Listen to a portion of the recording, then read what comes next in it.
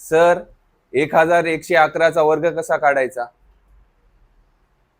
प्रश्न कळाला असेल सगळ्यांना. त्याचं म्हणणं आहे की 1111चा वर्ग कसा करायचा. तुम्ही म्हणशाल सर 1111 डायरेक्ट 1111 नको नको, पण स्पर्धा परीक्षा आहे, उत्तर कमी वेळेत पाहिजे, त्यामुळे ही ट्रिक लक्षात ठेवा. तुम्हाला सांगतो कंटिन्युअस संख्या असेल, समजा आता 111चा मला वर्ग करायचा आहे, बरोबर, तर 111 किती वेळेस आहे? 3 वेळेस.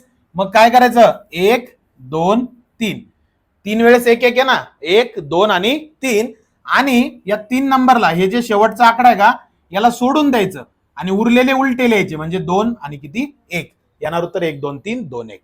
परत एक बघा, त्याचा जो प्रश्न आहे 1111चा वर्ग, 1111 मध्ये 1 किती वेळेस आहे? 4 वेळेस.